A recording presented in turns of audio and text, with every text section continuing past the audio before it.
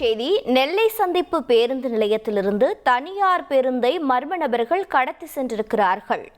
கடத்திய பேருந்தை போலீசார் மீட்டிருக்கிறார்கள். விவரங்களை செய்தியாளர் ராமச்சந்திரன் வழங்கிட கேட்கலாம். ராமச்சந்திரன் வணக்கம். யார் இந்த மர்ம நபர்கள்? எதற்காக இந்த துணிகர சம்பவத்தில் ஈடுபட்டார்கள்? நெல்லை மாநகர பகுதியில் இயக்கக்கூடிய பேருந்துகள், அதாவது மாநகர பேருந்துகள் அனைத்தும் நெல்லை சந்திப்பு பேருந்து நிலையத்திலிருந்து இயக்கப்படும். வழக்கமாக இயக்கக்கூடிய இந்த பேருந்துகளின் தனியார் பேருந்து ஒன்று வழக்கமான பணிகளை முடித்துக் கொண்டு நேற்று இரவு பேருந்து நிலையத்தில் நிறுத்தி வைக்கப்பட்டிருந்தது. அந்த ஓட்டுநர் ஆம்ஸ்ட்ராங் என்பவரும் அந்த பேருந்தில் படுத்து தூங்கிக் கொண்டிருந்திருக்கிறார். பேருந்து திடீரென அந்த பேருந்து ஓட்டுநர் பிரைவேட் லிமிடெட் கம்பெனி ஆரம்பிக்கலாமா இல்ல பார்ட்னர்ஷிப்ல ஆரம்பிக்கலாமா? எது கன்ஃபியூஷன்? ஒரு எக்ஸ்பர்ட் கிட்ட பேசிரோம். எப்படி பாஸ் வாலா பி தி பாஸ். எழுந்து பார்த்தபோது பேருந்து சந்திப்பு பேருந்து நிறுத்தி வைக்கப்பட்டிருந்த பேருந்து தூத்துக்குடி திருநெல்வேலி எல்லையான வசவப்புரம் பகுதியில் நிறுத்தி வைக்கப்பட்டிருந்ததை கண்டு அதிர்ச்சி அடைந்து அப்பகுதியில் இருக்கக்கூடிய போலீசாருக்கு தகவல் தெரிவித்திருக்கிறார்.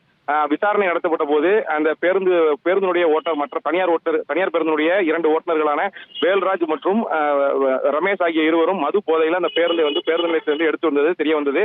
இதனைத் தொடர்ந்து அவர்கள் இருவரையும் போலீசார் பிடித்து விசாரணை மேற்கொண்டு வருகிறார்கள். முதற்கட்ட விசாரணையில அந்த பேருந்து ஓட்டுநர்கள் இருவரும் வீட்டுக்கு செல்வதற்கு வாகனம் இல்லை என்ற கோணத்துல அந்த பேருந்து மது போதையில பேருந்து நிலையத்திலிருந்து எடுத்து வீட்டுக்கு அவர்கள் ஊரான வசவப்புரம் பகுதிக்கு கொண்டு சென்றது தெரிய வந்தது.